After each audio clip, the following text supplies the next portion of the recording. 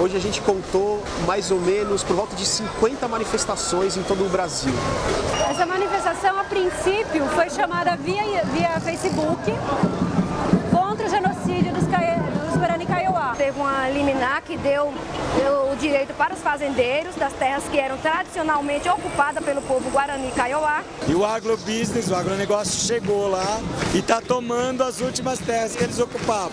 Eu vejo ela para a reivindicação de proteção a toda a diversidade cultural indígena do nosso país. Se ele é terena, se ele é guarani, se ele é pancará, qualquer um, nós estamos unidos na luta.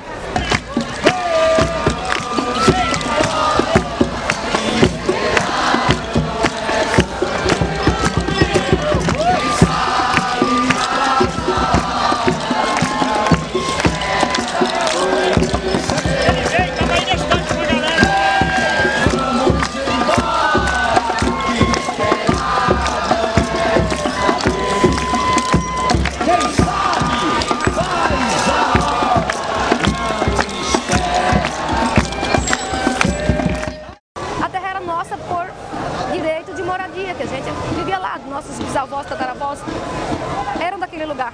É o processo colonizatório, né? O processo de colonização, que começou com a vinda dos europeus para cá e ele continua até hoje. Os povos indígenas é assim, não tem essa preocupação se a terra está documentada ou não.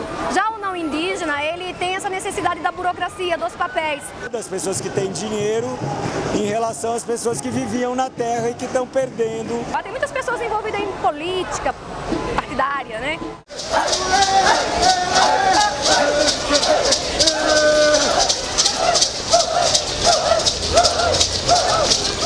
Olha, o suicídio que acontece lá é justamente por causa desse choque cultural que eles sofrem.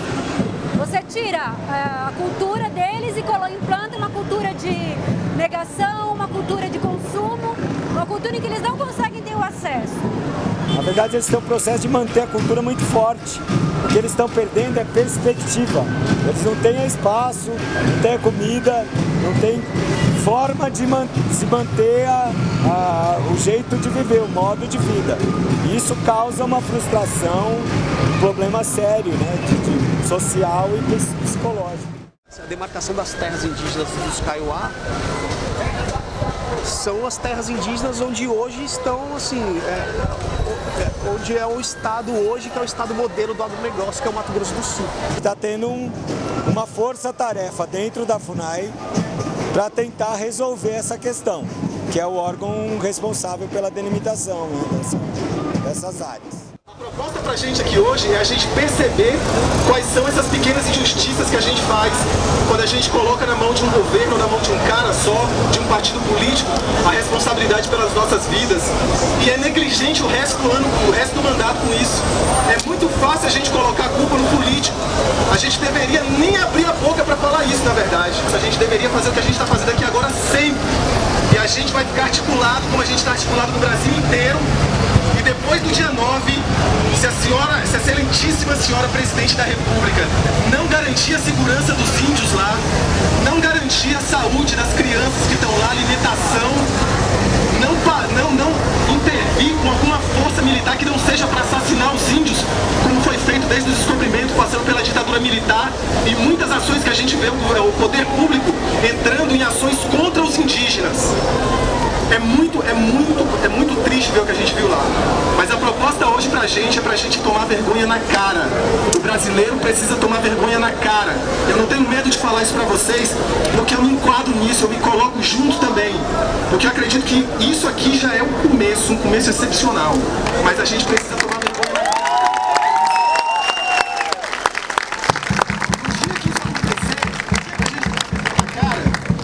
A gente não vai ter a coragem, a pachorra de chegar e falar que a culpa do nosso destino é de um político, porque a gente está admitindo que a gente é incompetente o suficiente para deixar ele continuar lá e para deixar que um cara que não tem o menor interesse em resolver a vida da gente continue fazendo isso ou não fazendo o que a gente quer. Então, a proposta é, vamos falar menos e vamos agir mais. Essa reintegração reintegração de posse que acontece, a gente está falando de uma reintegração de posse que assim, ela acontece assim, em áreas extremamente pequenas, que são as áreas onde os Kaiowá eles acabam retomando. A partir do momento que você delimita uma terra indígena, você restringiu o espaço que eles tinham antigamente, que era, né, muito maior.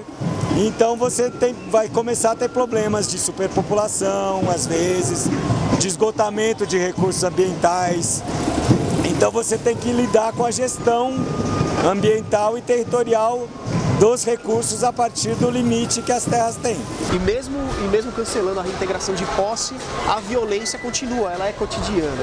E assim, não é só apenas a violência assim, da bala, dos latifundiários, dos jagunços, é a violência assim, da falta de uma dieta mínima, porque a cesta básica, quando recebem, você não tem proteína na cesta básica, você só tem, sei lá, carboidrato, você não tem água potável para beber, porque tem que beber água do rio que já está contaminado, né, pelo agrotóxico que é usado nas lavouras. A partir do momento que você delimita e demarca uma terra, você tem que trabalhar com a gestão ambiental dessa terra. Os próprios índios têm muitos mecanismos de gestão, né, onde é na Amazônia, no norte do Brasil, onde as terras indígenas são maiores, eles mesmos têm processos de gestão. No caso dos Guarani, dos Caingangue, daqui do sul e do sudeste, as terras são muito menores e a população maior.